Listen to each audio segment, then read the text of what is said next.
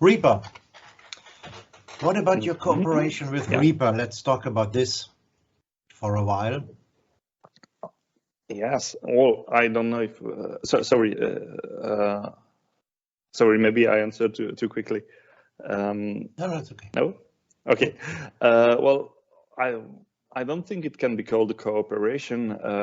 You see, Reaper from the very beginning. I started using Reaper as a student because I was broke. Yeah, it was an easy way to get into computer music.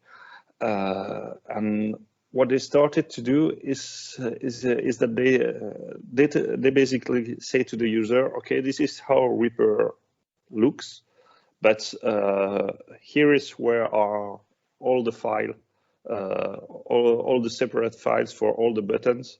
So if you want to tweak them and upload it on the community, help yourself. So I started to do that as a student. That was my first experience with graphic design in music.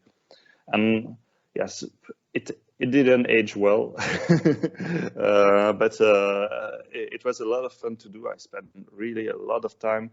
And that's basically where I learned to do this job. It's working with all the transparent backgrounds, working with different frames for each buttons, a push state, a latch state. It was really an interesting experience, and Reaper community was really welcoming. So it started to have a little success, a relative success among the community. And later, Reaper said, "Okay, you can now we will add something new. All the elements that you have, now you can change the place on the screen for all the elements. Here is a little text file. They explain you how it works, and you don't know to need code. You just have to enter XY coordinates, and you can stretch things. You can really make your own Reaper and still upload it into the community. So at that time, I was really fascinated by a console from API, which I found really beautiful. And so I thought I will turn Reaper into this console. But I really wanted not the aesthetic, but also the workflow. And that's where I download the manual of the actual console and try to understand how it works and try to lay everything the way it is in the console, but also a way that makes sense in the modern world to use a Reaper as a digital audio workstation. Yes, and that's really how I started to think. Okay, we will create a console, a slice of console, but with really following the audio path, which was not the case in Reaper. And so that was the idea of the first project I've done here, the first actual project. And it's still available. It didn't age well, but I'm working on an update. But I found VCV Rack on the way, and also I had to make a living out of the things that I do. So unfortunately the free project. I try to keep an important place for the free projects, but if there are too many, yes, I cannot just do them all the time. Yeah, sure. Before we return to VCV Rack, we will VCV Rack 2, and so a little bit more about using DAWs, and so you play. I don't know how many instruments you play. The bass I see, and the guitar when I see. Anyway, the music I have found, your musical works, are exclusively electronic. Why? It's because the rest is well hidden. Yes, Yes, I'm always very uncomfortable when I have to describe my musical work because I can't find anything that bonds them. Actually, I'm playing guitar for the last 20 years in a cover band for old pre-war folk jazz gypsy. And in the meantime, for the last 15 years, I've been playing in a classic rock cover band in Brussels here.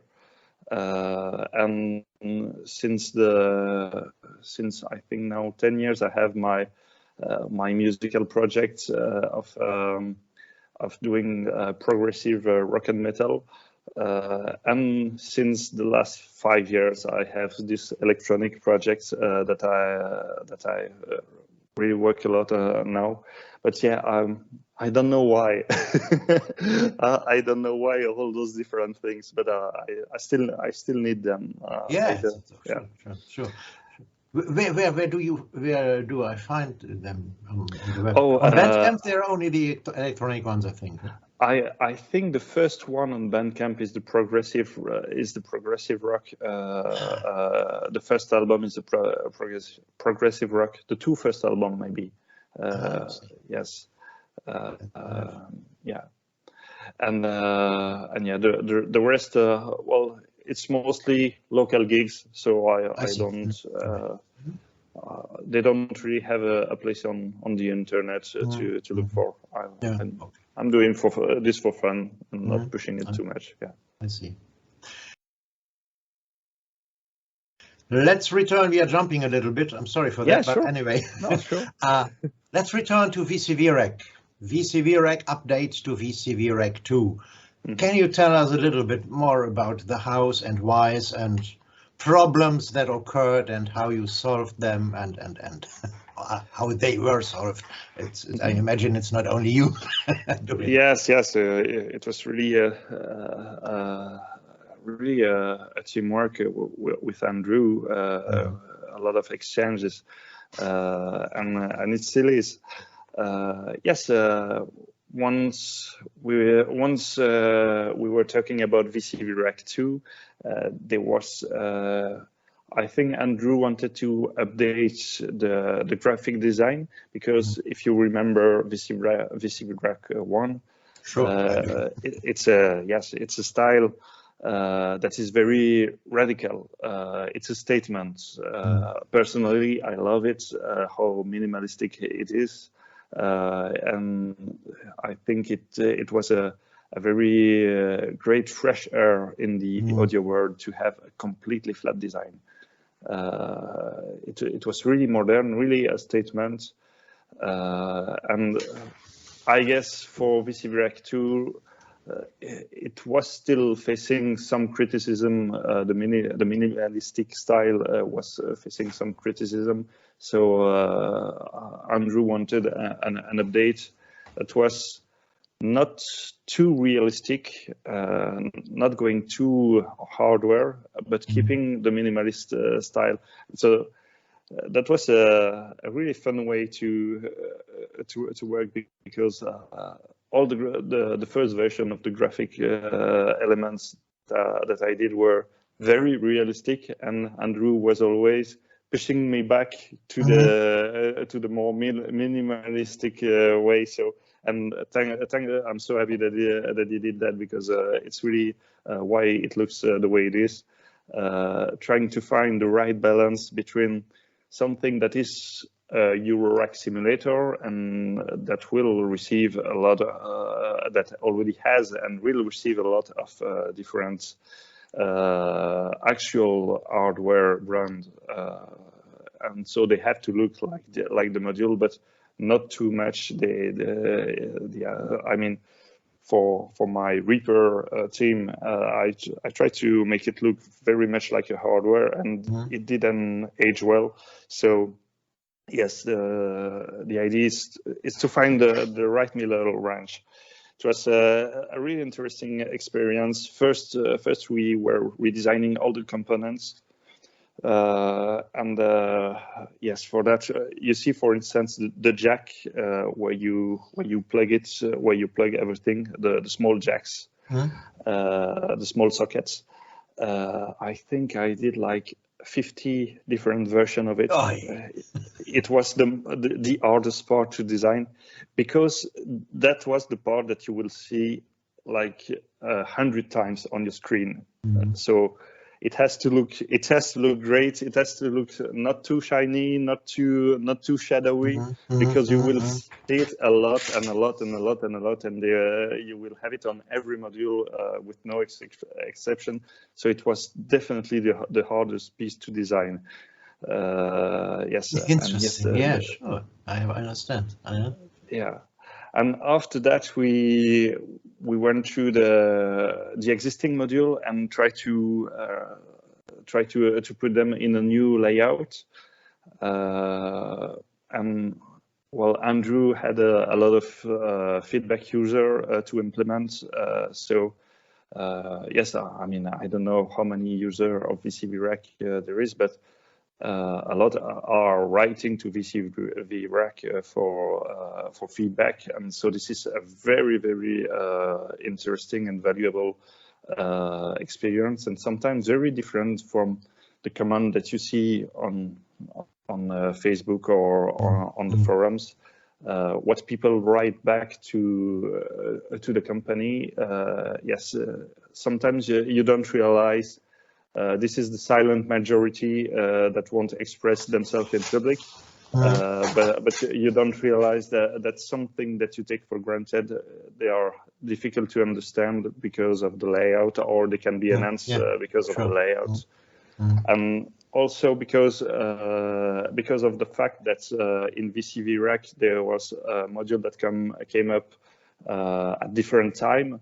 What we try to do is to create a grid that will work for every modules that exist already, and that we can use for designing new modules afterwards.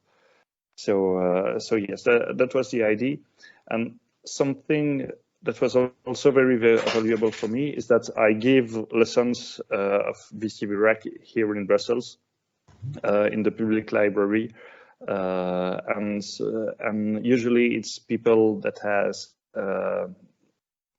never done any music on a computer, and they start with VCV Rack, and so it's really interesting to see where are the problems that you don't think of it because you are just used to, and you don't consider it as a problem. But if a lot of new users has a problem with something, then maybe it was fixing out. So I used this experience as well. Interesting project, this VCV Rack lessons in the library. Have you ever thought about recording them and bringing them as a series on YouTube? Yes, we are thinking about that. It's actually something that takes place in an association that does lessons of open source audio software. And I give a VCV Rack lesson in this context once every 2 months or something. But yes, it's very open source oriented and also very privacy oriented. So the idea is to be as inclusive as possible. And so it would mean that everybody at the lesson should be okay to be filmed. I see. And that's probably not the spirit of the association, and I can understand why. But maybe it will happen. Maybe it will happen. We would like to do so. But yes, it's a complicated subject. Yeah. I see. Okay. Your music. When I read the text to Archaic Waves III, what you have sent me, there was something I didn't really grasp. Yes. What does it mean to send nodes through DC to direct current? I imagine you are not talking about some DC offset or something like that. Well, I tried with this text. I think you can find the text on my Bandcamp description. Yes, it's always difficult to speak about modular synthesis to everyone, you know, Sure. and something that can be understood by both modular artists, but by people that are, who are just passing by and discovering that. Yes, the idea with this album is what happens if you think your notes like an electrical a DC current. For instance, you cannot say E plus G equal. It doesn't make sense in musical theory to say E plus G. But sure.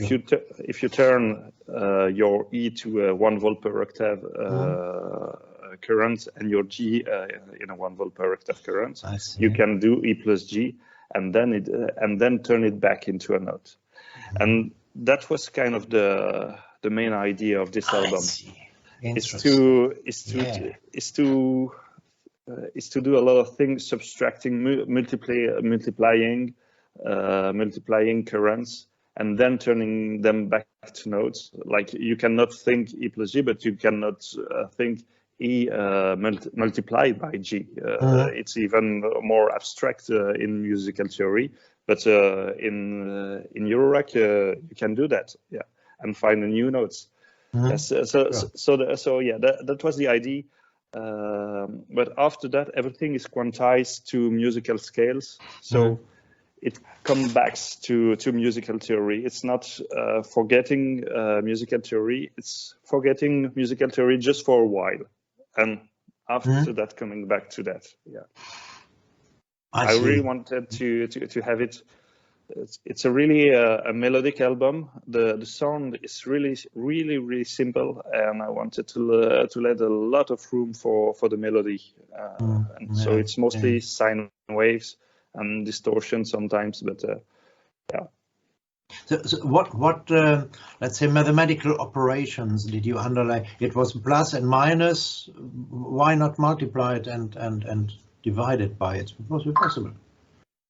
Yes. Well, you can multiply two sequences together. In some cases, it was the case. Something that I really like is having two sequencers running at the same time, but using the end of cycle of a sequencer to trigger the clock of the other sequencer. Yes. Yeah, and then you add them together or you multiply them together. So you have an ostinato that is always recognizable, but it's transposed. The ostinato is transposed by the other sequencer, and so your melody is still coherent because you put it through a quantizer. But yes, you have the two sequencer interacting together, and it's like the second sequencer gives you each time another variation of your first sequence. Yeah, I see. And you can multiply them. So it will amplify the space between the notes, or you can add them. It will create an offset. You can also switch them. You can max them. You can min them. Yes, a lot of things. Yeah. I see. Now I understand the text. Thank you. Yeah. Okay. What's your next project? Oh, well, a project that we are working on right now is I've joined the Surge team. You see the Surge synthesizer. To port it on VCV, and we did that actually. You see, Geodesics is a collaboration between me as a designer and Marc Boulet as a developer. And there is another collaboration like that. It's called MindMeld. You probably use them in VCV. And it's the same Marc Boulet, of course, and another great designer, Steve Baker. And what we did for search is that we team up with Steve to work with the search team, and for the first time I'm doing a collaboration project with two designers. We have our own style, but it's working very well. And it's going very quick, so maybe it will be released soon. But yeah, that's the project that I'm working on right now. I'm also working on with GSI, so who is doing a lot of VSTs of vintage gear. They are now going into iPad. They are porting most of their stuff into iPad, and I'm working a lot of different versions of the plugin for that. Yes, and always VCV, we have an endless list of new modules that we want to release. But yes, if you know VCV, you know that time is very expendable in VCV. So we don't know when they are coming up, because this is a very small team and a lot of work. But we have a huge to-do list that we want to go through. Yeah. I see. Thank you. Is there anything you want to tell the people outside what we have not talked about right now?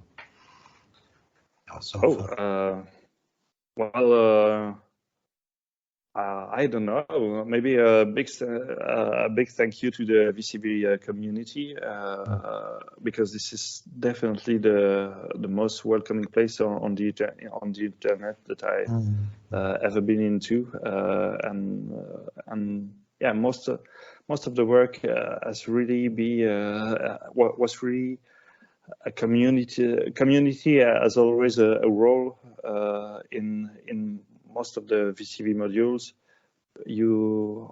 Usually there is no one who just come up with a new module that is already finished and they present it. The community has always a big role to play, and yeah, it's a very, very welcoming one. And yeah, I probably wouldn't do what I do if I wouldn't have found these people. Yeah, sure. If I didn't find these people. Yeah, it's surprising how, okay, let's say,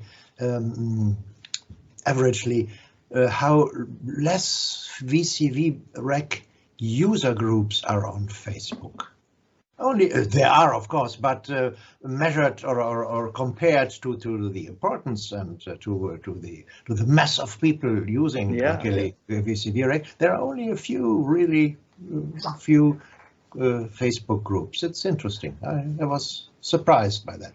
Yes, okay. There is mainly one. There is the kind of official, but I don't really know if it's official. But there is the user group, and yeah, everything happened. There are some people who are more active than others, of course, but there is also the community on the forum, but it's more developer oriented, a bit more technical. Yes, it's really on Facebook. You can discover VCV Rack and film your screen and share it on Facebook or on YouTube, and you say, hey, I'm using VCV Rack since 2 days, and this is what I came up with, and yeah, you will be welcomed by everyone, because we are with modular synthesis. I think especially with the Euro Rack world, we are all beginners. It exists like 15 years now, and it's changing every day. There is a new module. We are all beginner when a new module comes. It's always like that. That's true. I'm using modular synthesizers. Let me see. What do we have? 2022. About last 40 years at least, but always I'm surprised. I really, it's not a single week going by without my machines and my things surprising me. Oh yeah, and 40 years. What was your first contact with the modular synthesizer? My first contact with the modular synthesizer was ARP 2000, the big one, ARP 2500. Oh, wow, incredible. And I was really late getting enthusiastic with Moog, but then I got, of course, Buchla only a few times. I've never owned one, and but it's interesting, of course. Anyway. Yeah. Pierre, thank you a lot. It was an inspiring and amazingly interesting talk to you. Thank you very much, Rolf. It was a pleasure for me to be here. When I received your email, I was like, "Oh, will I be able to see to say something interesting compared to all the big names that you have interviewed in YouTube? You really have an amazing channel." Thank you. It's I always try to find interesting people and interesting matters and topics to talk about. Wow, great! Enjoy your time. Thank you a lot. Yes, thanks to you.